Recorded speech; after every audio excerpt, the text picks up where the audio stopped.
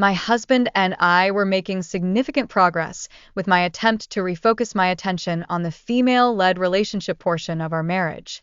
While our original plan was to spend our time concentrating on this dynamic without any contact with my boyfriend, it was obvious that my boyfriend felt badly for his contribution to our need for distance. He was both supportive and encouraging, asking for updates on our progress and making suggestions when I expressed frustration or confusion. He was cheering us on, hoping we would be able to return for another visit in a couple of months. It was starting to look pretty good, actually.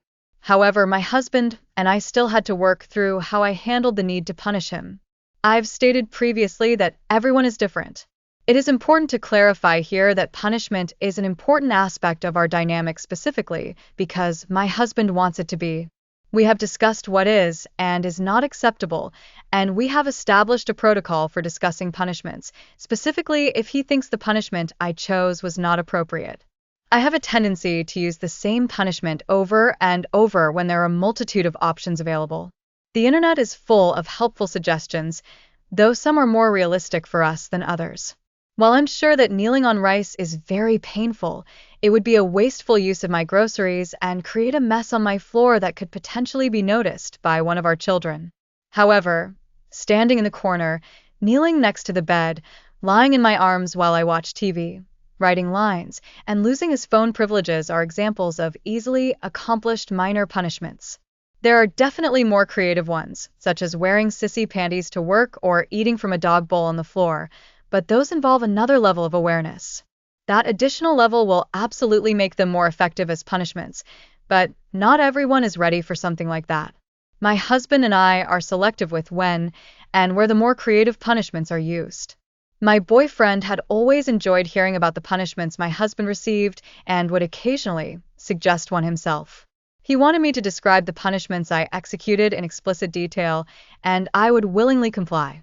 However, while my husband and I were concentrating on our FLR, my boyfriend was not in a position to assign a punishment. Instead, he would ask if I punished my husband recently, and for what infraction. Earlier in our relationship, I shared with my boyfriend my inclination to overuse the same punishments on my husband, and my boyfriend offered some suggestions. His suggestions were good ideas, such as wearing a chastity cage and orgasm denial.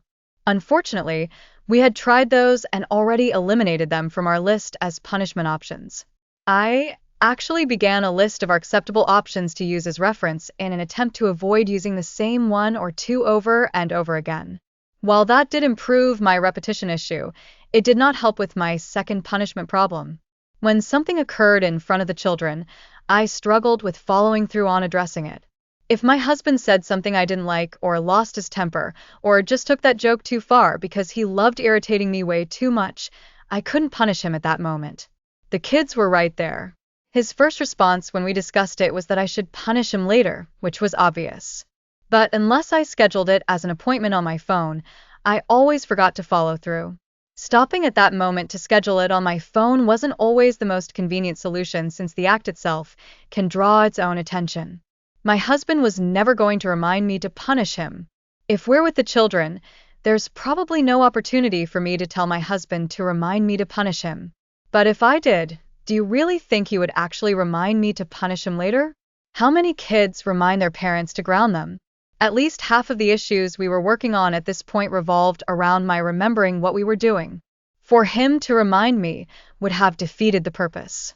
I finally recognized that if the infraction was great enough, I would remember to punish him later. A smaller infraction would be less likely to draw the children's attention and something I would be able to note in my phone. If my husband lost his temper and created a scene in public, I don't need a note. I will remember to address that later. If my husband neglected to open my car door, I can open my phone and make a note without drawing any attention. The kids are probably on their own phones at that point. I might not be able to address it with my husband for several hours, but thankfully, my phone has a better memory than I do. While our system wasn't perfect, it was definite progress. We were scheduling our next visit with my boyfriend. Please like and subscribe in the bottom right-hand corner.